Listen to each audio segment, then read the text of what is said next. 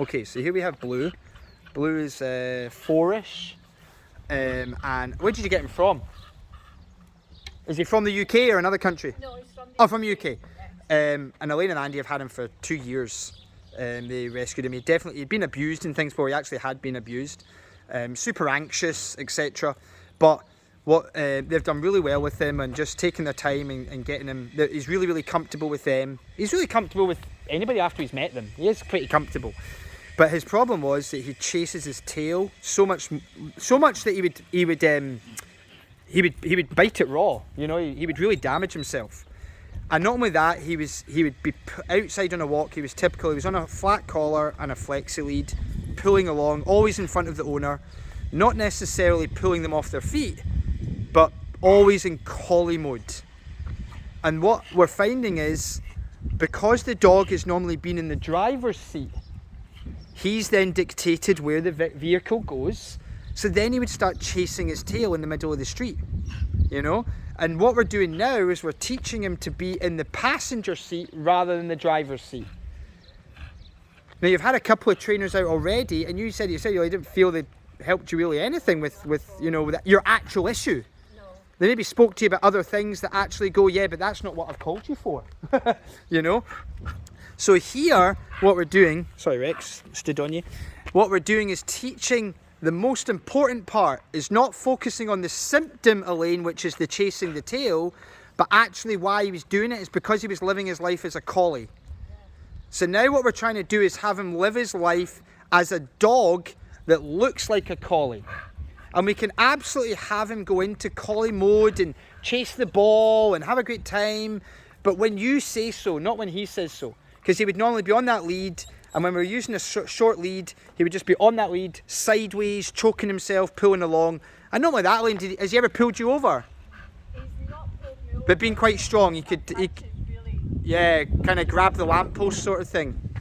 Because not only that, okay, he'd pull a bit, but then when he saw another dog, like Sexy Rexy, he would start barking and spin. Would he spin at that point? Yeah, he would start barking, spinning, going crazy. But it's because he was taking you for a walk on that walk. So actually it's really healthy for you to walk him. Now that does not mean that you should not let him go out and sniff bushes and blah blah blah, but just have more structure on his walk. Do you know what I mean? That's really what we're focusing on. How does that feel compared to what you were just doing with the slip lead? Night and day, isn't it? So believe it or not, this rescue dog, this dog that had been abused, something that was way more beneficial to this dog was a prong collar. Prong collar is way more gentle, and you get much better, crisper, cleaner communication with the dog. So instead of spending 99% of the time, Elaine, with pressure and 1% no pressure, you're now spending 99% of the time no pressure with 1% overall on your walk pressure. And then you're shouting. Now notice here, this is not about the verbal. All your communication is through the leash. So we're going to increase your challenge, okay? I'm going to have my other guys. I'm going to release them and have them over here beside me.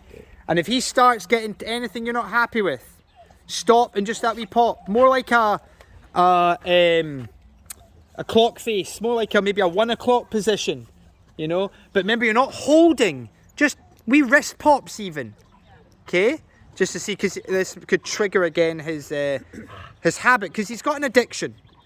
But now you've learned to walk him well with the prong, because you need to learn to walk him quite differently. It's less pressure, isn't it? But it's more wee pops. But now you need to also be able to do it if he's going to kick off. Like, because he obviously barks at the TV at animals, he sometimes barks at people coming in. But even there, like, just that wee look at the dogs there, he would normally be kicked off and span there. Is that right, Andy? If you saw them? So, right now, 90% of why he didn't is because he's following your rule rather than giving you a rule. That is so important that the dog is in a follower state of mind. So I release and I'll let them be excited. And a break.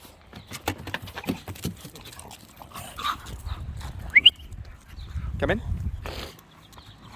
And if he is calm meeting, and you're comfortable with it, you totally let him meet. But only whatever you're comfortable with, okay?